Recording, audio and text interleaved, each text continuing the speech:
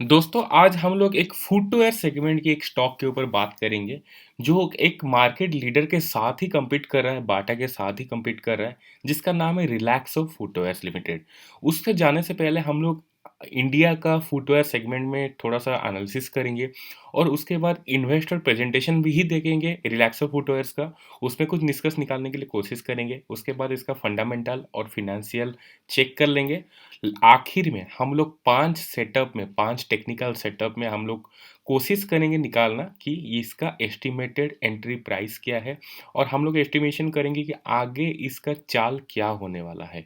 तो आखिर तक वीडियो को जरूर देखिएगा सो दैट आपको प्रॉपर इन्फॉर्मेशन सही से मिल सके। नमस्कार दोस्तों, मार्केट डिलाइट में आपका स्वागत है। मैं आपके साथ बात करने वाला हूँ आज रिलैक्सो फुटवेयर लिमिटेड के बारे में।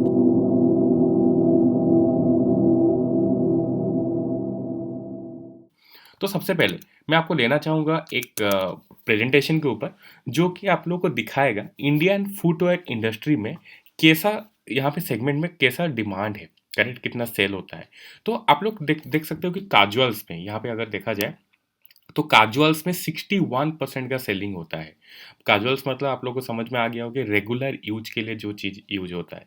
उसके बाद मास में अगर देखा जाए नॉर्मली ऑफिस हो गया या नॉर्मली जो यूज होता है फुटवेयर सेगमेंट में, तो वहाँ पे आप लोग को आ जाएगा 22%, करेक्ट। और यहाँ पे स्पोर्ट्स और एक्टिव के ऊपर अगर चलोगे आप लोग तो वो दिखेगा सिर्फ और सिर्फ 7% में। उसके बाद आ जाता है प्रीमियम लेदर। ओके, तो प्रीमियम लेदर में हम लोग का यहाँ पे दिख जाएगा 7% का, same as per the sports, correct. और पूरा प्रीमियम नॉन लेदर अगर के बात किया जाए तो वहाँ पे बहुत छोटा सेगमेंट है जो कि सिर्फ और सिर्फ 3% की है, करेक्ट। तो यहाँ पे हम लोग को दिखेगा कि जो काजुअल सेगमेंट में काम कर रहा है तो वहाँ पे उसका मार्केट शेयर उतना ज़्यादा है। और यहाँ पे जितना आप लोग हम लोग को पता है कि रिलैक्सो फुटवेयर्स काजुअल सेगमेंट में बहुत अच्छे से काम कर रहा है, राइट। और देखते हैं इसका इन्वेस्टर प्रेजेंटेशन क्या बोल रहा है। तो यहाँ पे मैं आपको इन्वेस्टर प्रेजेंटेशन में लेना चाहूँगा, तो इसको मैं कर देता हूँ क्रॉस। तो ये हो गया हम लोग का investor presentation of Relaxo. Okay, मार्च 2020 में रिलीज हुआ था। तो इसको मैं थोड़ा जूम कर लेता हूँ ताकि आप लोगों को देखने में ईजी हो। तो यहाँ पे सबसे पहले आप लोग को दिख जाएगा कि रेवेन्यू फ्रॉम द ऑपरेशन यहाँ पे 2020 में घटा हुआ है, जो कि 636 से 541 तक आया हुआ है, ठीक है। इबिट्टा की बात किया जाए और इबिट्टा परसेंटेज की बात किया हुआ है, दोनों इम्प्रूव किया गया है, ठीक है। तो यहाँ पे अगर बात किया जाए कि यहाँ पे जो भी ऑपरेशंस है, रेवेन्यू फ्रॉम ऑपरेशन घटा हुआ है बट इम्प्रूवमेंट हुआ है इबिट्टा में, उसका मतलब मार्जिन में थोड़ा सा इम्प्रूवमेंट बिल्कुल आया हुआ है, ये हम लोग प्रतीत हो रहा है, करेक्ट। और प्रॉफिट आफ्टर टैक्स की बात किया जाए तो यहाँ पे भी आप लोग को दिखेगा कि इम्प्रूवमेंट जो कि 8.6% के हिसाब से था, अभी 9.6 परसेंट के हिसाब से आ गया है 2020 में, करेक्ट। और यहाँ पे रेवेन्यू फ्रॉम ऑपरेशन FY20 के ऊपर बात किया जाए, ये मैं Q4 के ऊपर बात किया था। अगर FY20 ईयरली वाइज बात किया जाए तो यहाँ पे आप लोग को दिखेगा इम्प्रूवमेंट, करेक्ट। जो 2292 का था वो 2410 रुपये का हो गया है, 2410 करोड़ रुपए का हो गया है। इबिट्टा में भी इम्प्रूवमेंट आया हुआ है और प्रॉफिट आफ्टर टैक्स में भी इम्प्रूवमेंट आया हुआ है, करेक्ट। और यहाँ पे बात किया जाए अगर कंपनी रिव्यू में, तो यहाँ पे जितना जो 2020 में 24 से 10 करोड़ का जैसे हम लोग रेवेन्यू फ्रॉम ऑपरेशन देख लिए, बाकी 9 ब्रांड के साथ ही काम कर रहा है। ब्रांड क्या क्या है वो भी हम लोग देखेंगे। 17.9 करोड़ पेयर्स सेल किया हुआ है ऑन 2020 में, करेक्ट। और यहाँ पे बात किया जाए कि वैल्यू फॉर मनी प्रोडक्ट में अगर नंबर 1 फुटवेयर सेगमेंट में कोई काम कर रहा है वो है रिलैक्सो फुटवेयर्स, यहाँ पे आप लोग को दिखेगा, करेक्ट। और यहाँ पे देखा गया कि जो मैन्युफैक्चरिंग प्लांट है उसका 8 लगभग मैन्युफैक्चरिंग प्लांट है और यहाँ पे 50,000 रिटेलर के साथ ये डिस्ट्रीब्यूशन नेटवर्क बनाया हुआ है अपना। अगर 50,000 रिटेलर्स है तो आप लोग को दिखेगा कि अपना जो ब्रांड का आउटलेट होता है वो 390 में ये पहुंच चुका है ऑलरेडी। लगभग 700 के आसपास का इसका हाथ में आप लोग बोल सकते हो कि डीलर भी है, जो कि यहाँ पे नज़र नहीं आ रहा है, मैं और कहीं पे पढ़ा हुआ था, शायद मिल जाएगा यहाँ पे। और यहाँ पे अगर देखा जाए तो ये आप लोग देख सकते हो कि किस हिसाब से ये इम्प्रूवमेंट किया हुआ है। और बाकी के अगर देखा जाए तो अगर हर चीज़ में बात किया जाए तो यहाँ पे इम्प्रूवमेंट ही आप लोग को नज़र आएगा लगभग, ठीक है। तो यहाँ पे जो मैं सबसे जो फोकस करता हूँ कौन सा ब्रांड और कितना ब्रांड को हम लोग खुद पर्सनली जानते हैं। तो इस हिसाब से आप लोग देखोगे कि यहाँ पे जो प्रीमियम रेंज में स्पोर्ट्स में है, जो कि स्पार्क्स है, ऑलरेडी आप लोगों को पता है। बाकी फ्लाइट, रिलैक्सो, ये वाला जो चीज़ हो गया, वो आप लोगों का जनरल सेगमेंट में, मतलब मिड सेगमेंट में ये फोकस कर रहा है। उसके साथ साथ आप लोग को दिखेगा कि जो स्कूल है, किड्स सेगमेंट में भी इसका अच्छा खासा पकड़ है, जो कि आप लोग का स्कूल मेट और यहाँ पे किड्स फन के ब्रांड के नाम के हिसाब से जाना जाता है। और यहाँ पे जो बहामास है, यहाँ पे फैशनेबल ट्रेंडी फ्लिप फ्लॉप के ऊपर ये बहुत फोकस कर रहा है, जो कि अभी भी ट्रेंड में है, इसमें आप लोगों को कोई दुईमत नहीं है, करेक्ट। और यहाँ पे जो ट्रेंडी ओमेन फुटवेयर, जो मेरी जॉन के ऊपर, मेरी जेन जो भी है, तो उसके ऊपर भी काम कर रहा है। और बोस्टन जो है वो फॉर्मल शू के ऊपर काम कर रही है। तो इस हिसाब से देखा जाए तो हम लोग को लगभग लग जाएगा कि हर 2 आदमी से 1 आदमी आप लोग यूज़ कर रहा है रिलैक्सो का प्रोडक्ट, करेक्ट। तो उस हिसाब से देखा जाए कि ब्रांड का वैल्यू बहुत है। और यहाँ पे जैसे कि मैं बात किया था कि 7 मैन्युफैक्चरिंग प्लांट है, तो यहाँ पे आप लोग को दिख जाएगा इसका लिस्ट, करेक्ट। और यहाँ पे बाकी का ऊपर अगर देखा जाए तो यहाँ पे ये वाला जो मैं बात कर रहा था, 700 डिस्ट्रीब्यूटर्स ऑलरेडी इसका प्रेजेंस है ऑल इंडिया में, करेक्ट। तो ये इस हिसाब से देखा जाए तो बहुत अच्छी ब्रांड है और बहुत कॉम्पिटिटिव ब्रांड है। इसका बाटा के साथ अच्छा खासा कंपटीशन है। और उसके यहाँ पे जो आप लोग को दिखेगा कि ऑनलाइन प्रेजेंस भी इसका ऑलरेडी बहुत टाइम से शुरू हो चुका है। और direct partnership with e commerce company इसको बहुत ज़्यादा बूस्ट बिल्कुल दे रहा है, जैसे फ्लिपकार्ट, अमेजन, मिंत्रा, जॉबोंग या पेटीएम मॉल के साथ हो गया, करेक्ट। तो इसका हम लोग फंडामेंटल पे चलते हैं, उसमें हम लोग कुछ निकालने के लिए कोशिश करते हैं। और यहाँ पे जो ये जो चीज़ है आप लोग को आराम से इन्वेस्टर प्रेजेंटेशन में मिल जाएगा। आपको ज़्यादा मैं उस इसमें टाइम वेस्ट नहीं करूँगा, तो मैं सीधा चलूँगा अपना फंडामेंटल पे। तो फंडामेंटल यहाँ पे क्या बोल रहा है कि यहाँ पे जो मिड कैप कंपनी है, 16,394 करोड़ का कंपनी है।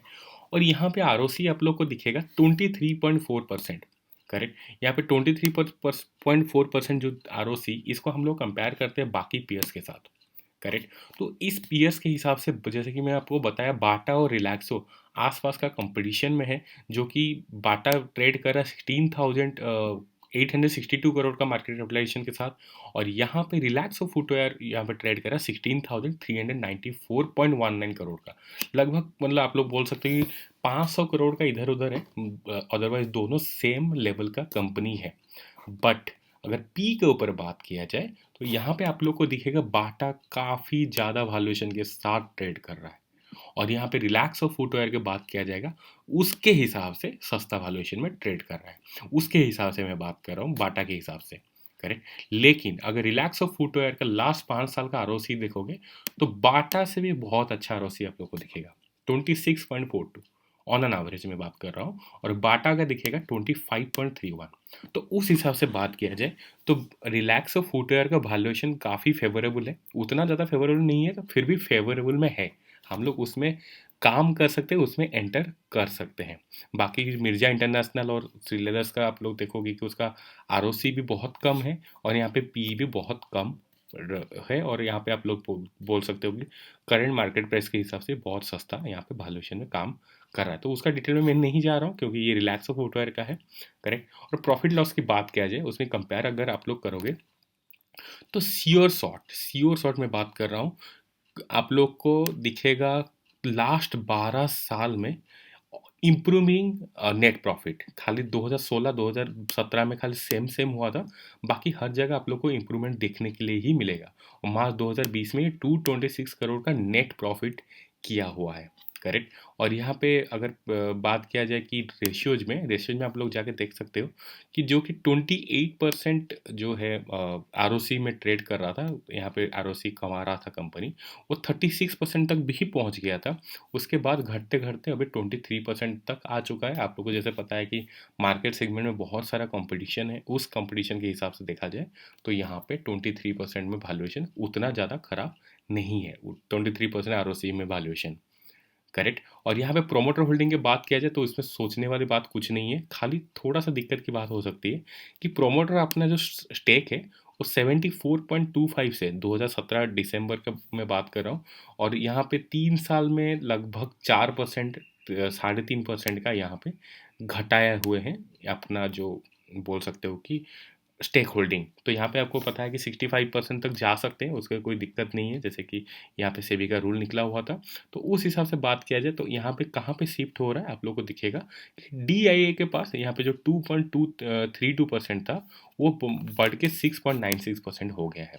तो DIA के पास अपना जो इम्प्रूवमेंट हो रहा है, DIA अपना जो स्टेक होल्डिंग यहाँ पे धीरे धीरे करके बढ़ा रहे हैं, और सबसे ज़्यादा SBI लार्ज कैप और मिड कैप फंड इसमें फंडिंग दे के यहाँ पे इम्प्रूवमेंट किए हुए हैं अपना स्टेक होल्डिंग में। करेक्ट, तो उतना बुरी बात नहीं है, आप लोग बोल सकते हो। ओके, तो यहाँ पे मैं बात करूँगा ओवरऑली कंपनी एक सॉलिड कंपनी है। हम लोग अभी क्या करेंगे कि हम लोग इसका फंडामेंटल देखेंगे। तो फंडामेंटल वाइज हम लोग कुछ निष्कर्ष निकालने के, सॉरी गलत बोला, टेक्निकल देखेंगे, तो इसमें हम लोग प्राइस रेंज निकालने के लिए कोशिश करेंगे। आप लोग को दिखेगा कि 1 डे चार्ट में 5813 बोल रहा है कि ये कंप्लीट कंसोलिडेशन मोड में है। तो इस कंसोलिडेशन मोड से निकलने के लिए हम लोग को किस तरफ जाना पड़ेगा, या बियर साइड या बुल साइड, उसको एक ही चार्ट में हम लोग पता नहीं कर सकते। उसके लिए हम लोग को 1 वीक भी देखना पड़ेगा। तो 1 वीक के हिसाब से यहाँ पे एक बुल ट्रेंड तो दिख रहा है, यहाँ पे क्रॉसओवर का बुल ट्रेंड दिख रहा है, बट यहाँ पे इंटेंसिटी अभी भी नहीं आया हुआ है। इंटेंसिटी का मतलब मैं आशा करता हूँ आप लोगों को समझ में आ गया होगा। ये होता है इंटेंसिटी। करेक्ट, यहाँ पे जो अपने जो 3 एक्सपोनेंशियल मूविंग एवरेज है उसमें डिस्टेंस कंटिन्यूसली बढ़ता जाता है। लेकिन अगर अभी का सिचुएशन में बात करोगे, बढ़ तो रहा है लेकिन उतना ज़्यादा बढ़ नहीं रहा है, पैरेलल होके आया हुआ है। तो इंटेंसिटी इसमें ज़रूरी बिल्कुल है। तो अगर इंटेंसिटी नहीं है तो हम लोग को ये मानना पड़ेगा अभी भी ये कंसोलिडेशन मोड में है, और स्लो अपवर्ड मूवमेंट में है। और 1 मंथ के हिसाब से बात किया जाए तो यहाँ पे कंसोलिडेशन शुरू हुआ है। अगर 1 डे, 1 वीक और 1 मंथ में तीनों में कंसोलिडेशन आप लोग देखते हो, तो यहाँ पे जो ब्रेकआउट होता है वो कम्प्लीटली जेन्युइन ब्रेकआउट होता है, चाहे वो जिस तरफ भी हो। किस तरफ होगा मैं आपको बताने वाला हूँ आगे, वो आप लोग देखते जाइए। तो यहाँ पे जो मल्टीबैगर पैटर्न है, तो यहाँ पे कभी रिवर्स ट्रायंगल तो बना ही नहीं है। ओके, तो उसके बाद भी यहाँ पे आप लोग को जो स्लोप दिखेगा, और हमेशा 200 मूविंग एवरेज के ऊपर काम करना एक बहुत अच्छी बात होती है फॉर द लॉन्ग टर्म। तो यहाँ पे हम लोग लॉन्ग टर्म इन्वेस्टमेंट के लिए भी आराम से सोच सकते हैं, इसमें कोई दुईमत नहीं है। करेक्ट, और यहाँ पे मैं बात करूँगा अगर कैंडल स्टिक पैटर्न की, तो कैंडल स्टिक में हम लोग को दिखेगा एक, जो कि मैं आपको बात किया था प्राइस रेंज की, तो आप लोग को दिखेगा 660, ये वाला लेवल में अभी भी जिंदा हुआ है। अगर इसको तोड़ के अगर इसमें कोई फोर्स आता है, बिकॉज यहाँ पे जो ग्रीन कैंडल बना हुआ है आप लोग को दिखेगा, मैं इसको जूम कर देता हूँ। यहाँ पे जो 2 ग्रीन कैंडल बना हुआ है उसके साथ वॉल्यूम भी अच्छा खासा सपोर्ट में है, और जो रेड कैंडल बना हुआ है उसके साथ वॉल्यूम सपोर्ट में नहीं है। तो हम लोग जो कोशिश करेंगे, हम लोग जो एस्टिमेट करेंगे, उसका मूवमेंट जो ब्रेकआउट के बाद अपवर्ड मूवमेंट ही होने वाला है, बिकॉज यहाँ पे जो भी ग्रीन कैंडल बन रहा है उसके साथ वॉल्यूम सपोर्ट में है। तो उसका जो नेक्स्ट टारगेट क्या होगा उसको अगर आप लोग बात करोगे, तो मैं बता सकता हूँ इसका जो नेक्स्ट टारगेट होगा दैट इज 698, याद रखने के लिए 700। यहाँ से 40 रुपये ऊपर अगर उस लेवल को तोड़ के ऊपर जाता है, तो again 752 will be the next level. 700, 750, इस हिसाब से आप लोग अपना ट्रेड का प्लानिंग कर सकते हो, अपना स्विंग ट्रेड का प्लानिंग कर सकते हो for the short term. Correct, और ये हो गया हम लोग का। और हम लोग जो एक चीज़ हम लोग छूट गया है वो मैं बाद में इसलिए रखा था क्योंकि हम लोग को लॉन्ग टर्म सोचना है। तो यहाँ पे मैं बात करूँगा यहाँ पे जो डेट की, तो डेट इसका घटा हुआ है। करेक्ट, और यहाँ पे जो डेट है 182 करोड़ का, तो उसमें कोई दिक्कत की बात नहीं है, जो कि डेट टू इक्विटी रेशियो निकल के आता है 0.13। करेक्ट, तो ये जो डेट है ये कंटिन्यूसली घटते आ रहा है। ये अब मैं आपको इसीलिए दिखा रहा हूँ बिकॉज मैं अभी जा रहा हूँ निफ्टी के साथ कोरिलेशन में। अगर भी निफ्टी के साथ कोरिलेशन 0.57 है, करेक्ट, और यहाँ पे डेट घट रहा है किसी कंपनी का, तो उस हिसाब से देखा जाए तो आप लोग बोल सकते हो कि जो निफ्टी के साथ कोरिलेशन यहाँ पे थोड़ा सा टूटने के लिए नज़र आएगा। उतना टाइम तक ये कांस्टेंट नहीं रहेगा। और आप लोग इसका चार्ट भी देखोगे, ये काफ़ी ज़्यादा फ्लक्चुएट हुआ है। आप लोग देख पा रहे हो, इसका रीजन यही था। आप लोग मतलब बहुत ज़्यादा फ्लक्चुएशन, कभी कभी माइनस में आ जाता है, कभी कभी प्लस में रहता है। तो रिलैक्स और फुटवेयर का जब भी आप लोग एनालिसिस करते हो, तो उसका करंट मार्केट प्राइस के हिसाब से, करंट जो सीसी जो होता है कोरिलेशन कोफिशिएंट के हिसाब से बिल्कुल भी ट्रेड मत करना, बिकॉज इसका जो डेट लेवल है धीरे धीरे घटते जा रहा है, और यहाँ पे कोई भी कांस्टेंट कोरिलेशन कोफिशिएंट नहीं मिलेगा निफ्टी के साथ। ठीक है, तो इसको स्टैंड अलोन बेसिस में करना ही ज़्यादा सही रहेगा। करेक्ट। और यहाँ पे मैं बात कर अगर करूँगा आप लोग का डाइवर्जेंस की, तो उस डाइवर्जेंस में आप लोग को कोई भी निष्कर्ष नहीं निकाल पाओगे, क्योंकि कोई भी डाइवर्जेंस नहीं बना हुआ है, इसलिए उसका चार्ट मैं सामने नहीं लाया हुआ हूँ। उसके बाद हम लोग का जो कंफर्मेशन मिलता है सबसे ज़्यादा, तो यहाँ पे जो होता है स्टोकेस्टिक आरएसआई की और हाइकेनेसी का जो कॉम्बिनेशन होता है, उसके हिसाब से बात किया जाए तो वन डे के हिसाब से एक में मूवमेंट तो दिखाया हुआ है, बट ये जो अब बुलिश सिग्नल यहाँ पे बिल्कुल भी नहीं है। तो उस बुलिंग सिग्नल के बाद यहाँ पे आप लोग कोई भी डिसीजन नहीं ले सकते। और वन वीक के ऊपर बात किया जाए तो यहाँ पे एक सेलिंग सिग्नल आने के लिए कोशिश में है।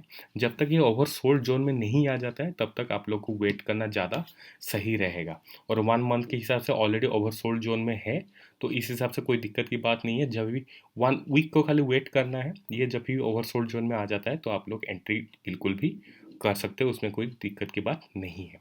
तो यहाँ पे था ये रिलैक्सो फुटवेयर का फंडामेंटल और टेक्निकल एनालिसिस। और हम लोग कोशिश किए कि फुटवेयर सेगमेंट में थोड़ा सा कुछ निष्कर्ष निकालने के लिए। ये वाला वीडियो आपको कैसा लगा मेरे को बताना कमेंट सेक्शन में, मैं वेट करूँगा आपका कमेंट का। और कोई भी दिक्कत हो वो भी आप लोग पूछ सकते हो।